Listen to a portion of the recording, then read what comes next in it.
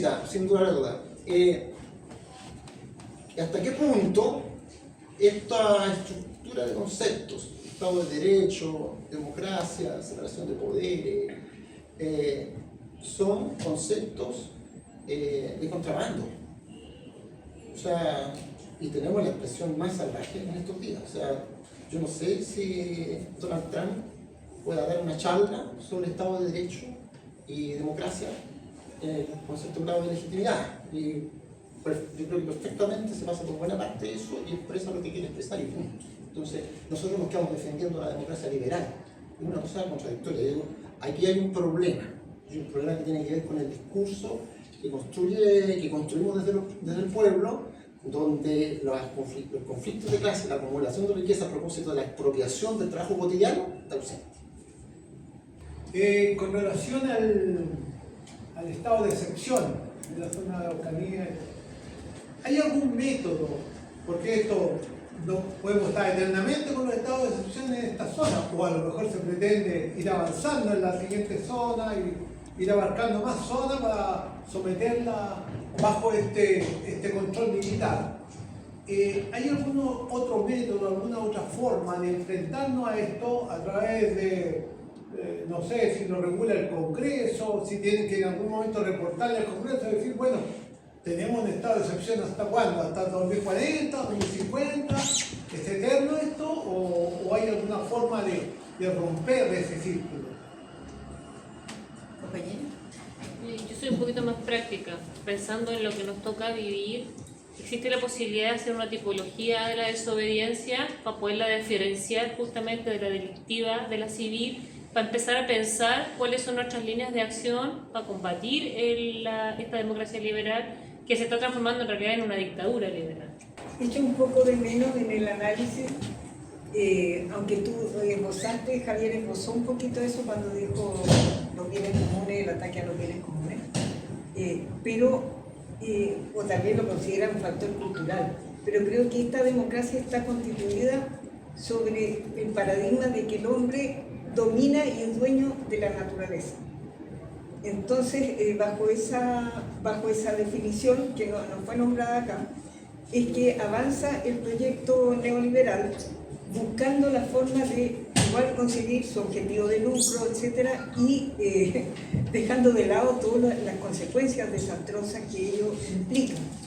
Entonces, no hay solo un problema de derechos humanos en el sentido clásico, hay un problema también de derechos de la naturaleza y de derechos como de nueva generación, que también se les nombra, como el derecho al agua, como el derecho a participar, etcétera, que creo que de alguna manera pueden llegar más a otros sectores de la población que los análisis muy ideológicos que hacemos acá, pero que quizás no dan tanto cuenta de lo que se vive en zonas de sacrificio o en sectores a quienes esto les afecta más directamente.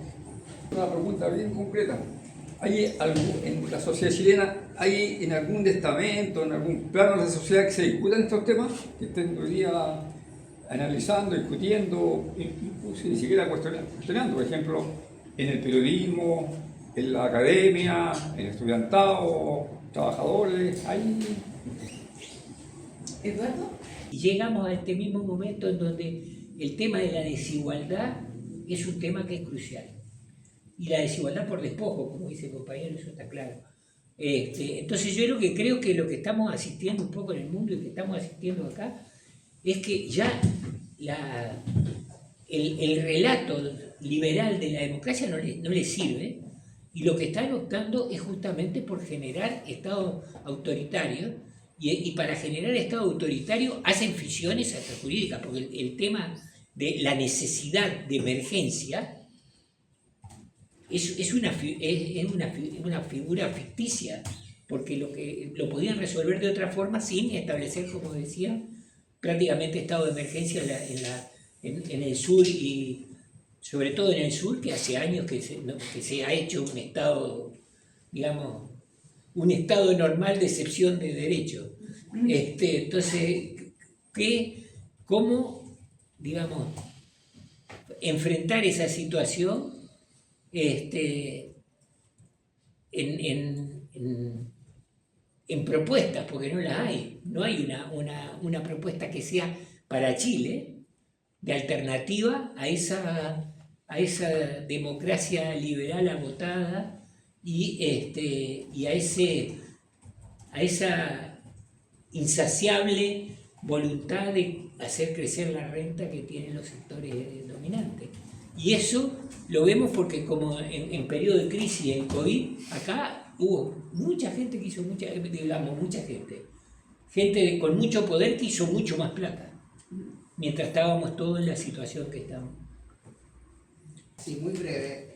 ¿Por qué tan solo se tiende a hablar de neoliberalismo cuando se habla de los gobiernos de Piñera y de este gobierno de Kast, y no se compara con todas las medidas regresivas que tuvimos durante los gobiernos de la Concertación, los de Nueva Mayoría y el reciente gobierno de Boric, donde las políticas regresivas en materia de derechos humanos fueron campeantes y estuvieron presentes y nadie dice nada prácticamente, y tan solo se estaba esperando que llegara Kast como para salir a la calle, como para abordar estas cuestiones y hablar de unidad, ¿no?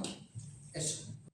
Ya en su época, con el cambio en la estructura de las clases sociales, porque dice que vemos hoy día una vasta capa de publicistas, profesionales, empleados de banco y de distintas categorías.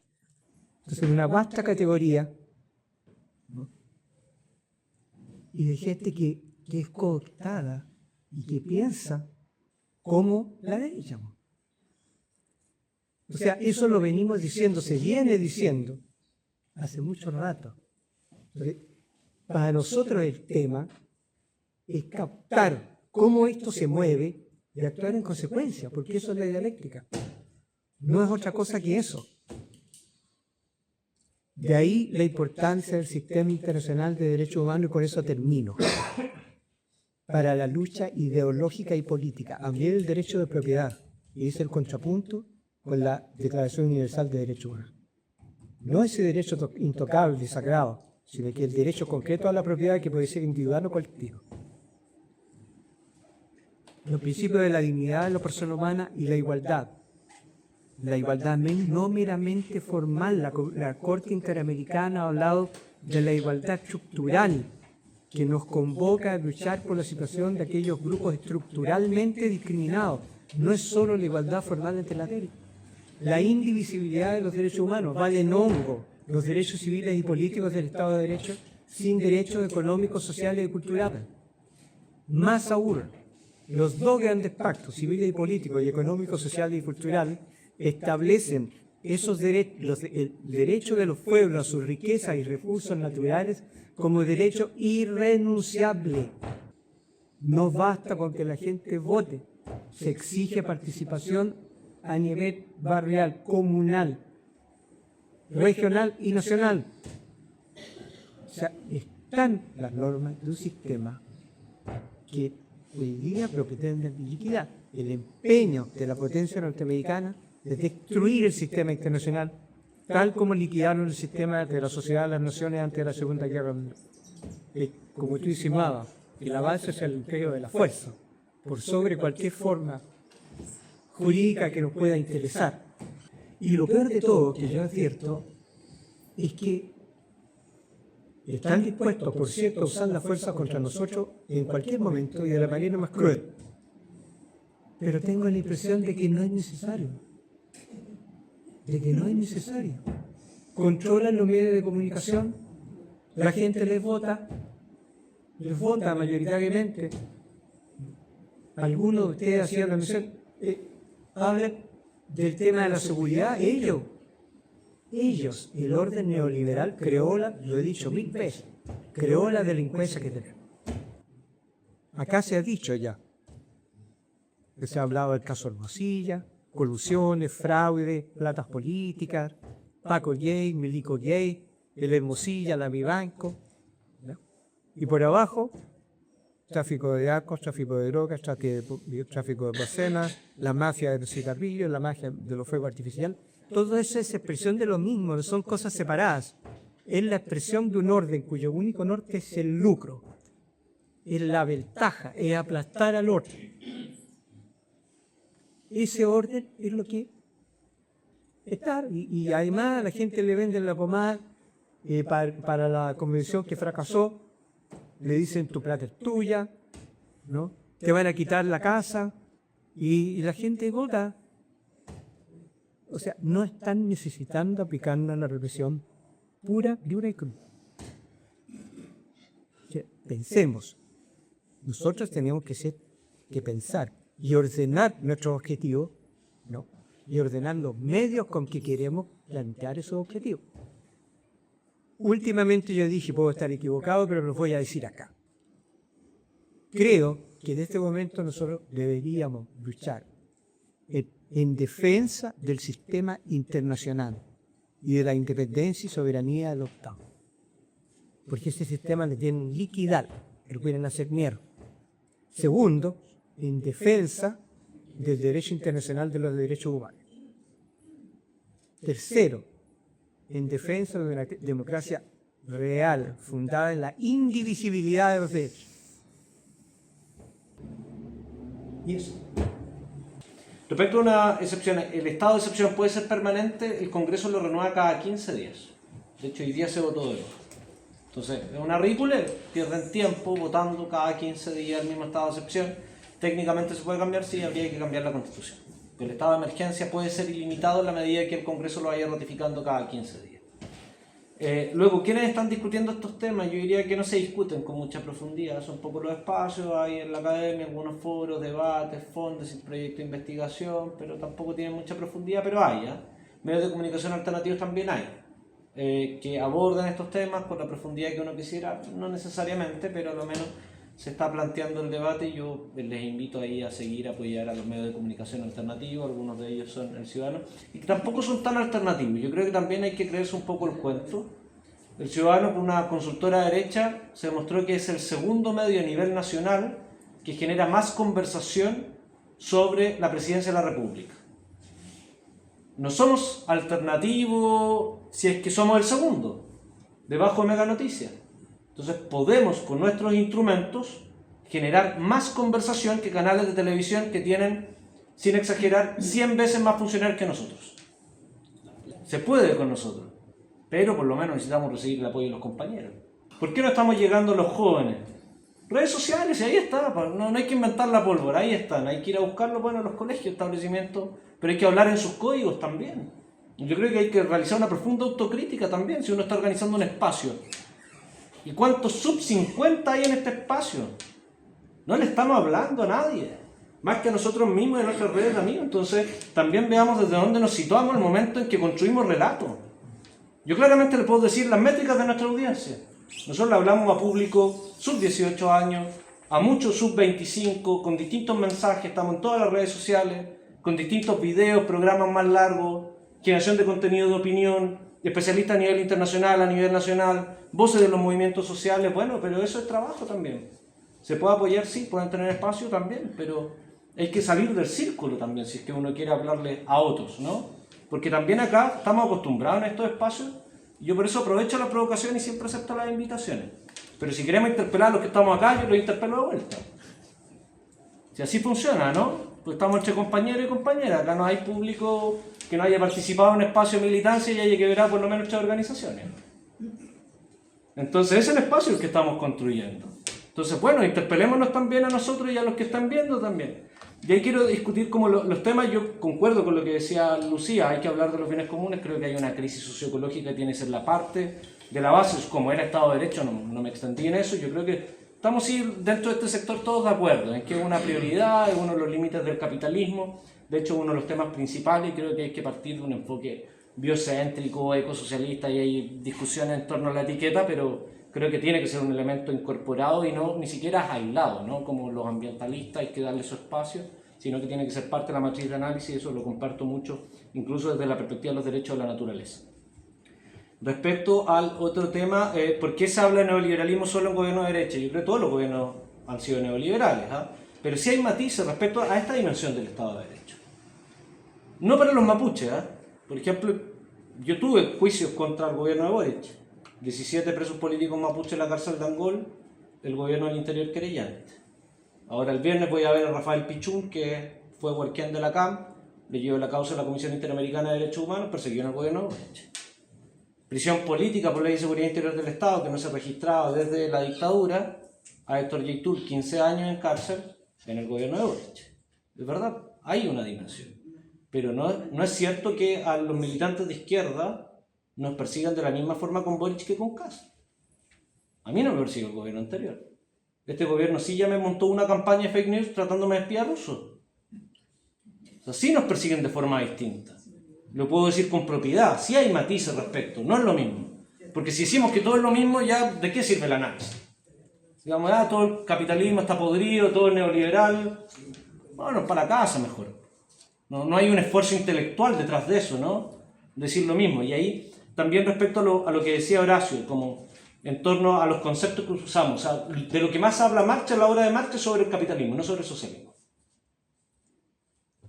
Lo que más hablan los marxistas hoy en día no es sobre el proyecto futuro, es la crítica al sistema actual.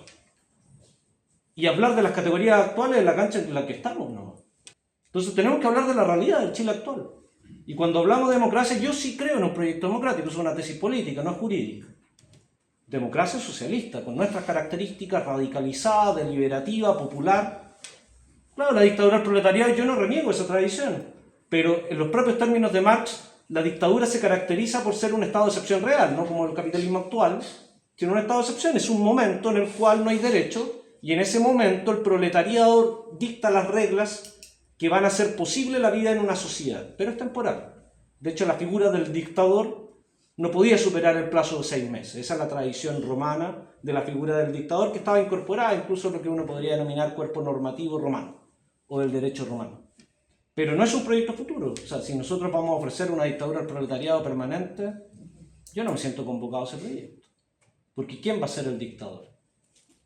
El dictador implica también, claro, puede ser el sujeto colectivo, pero ¿cómo se organiza? ¿Es permanente ese estado de excepción? ¿Nunca nos van a dejar de liberar? Yo diría, claro, uno en tiempos de guerra se admite una legislación distinta, incluso la estructura militar es distinta a una estructura democrática, pero en algún momento yo espero que haya democracia, ¿no? Entonces creo que en el uso de conceptos, para el análisis, tengo que ocupar los conceptos que existen, ¿no? Que explican la realidad actual, no los que yo quisiera que explicaran mi mundo que hoy día no existe. Entonces creo que por eso yo ocupo categorías que son de la democracia liberal, porque estamos analizando una democracia liberal en crisis, y ahí sí comparto en torno a lo de Trump, que claro, hay un momento actual en que el Estado democrático de derecho en su mejor versión no les sirve, y por tanto están en una reconfiguración mundial profundamente militarizada, bélica, que está en curso. No sería extraño ataques nucleares. Está dentro de todas las tesis internacionalistas. Uno dice, es una irracionalidad cómo va a haber seres humanos que piensan que bombardear con bombas nucleares puede ser algo deseable. Bueno, lo han pensado en muchos momentos de los años 50, 60 y ahora lo están volviendo a pensar. Lo verbalizan expresamente teóricos rusos, teóricos gringos, teóricos europeos. Y es lo mismo que está ocurriendo o lo que ocurría si uno lee la historia antes de la Primera Guerra Mundial. Entonces decía una guerra en Europa. Guerra mundial, destrucción de civilizaciones o pueblos que se conocían hace tanto. Bueno, ocurrió. La Segunda Guerra Mundial lo mismo. Como decía, de nuevo, la destrucción de 50 millones de personas o más, bueno, ocurrió. Y creo que a veces no... Lo bueno es que estamos lejos del resto del mundo con armas nucleares. Pero al final nos puede llegar a todos. Entonces creo que es necesario comenzar a reflexionar sobre el mundo en el que vivimos y también sobre las alternativas que hay. Yo creo que a lo menos hay que afinar el diagnóstico y eso. No le tiene un mensaje de esperanza, pero...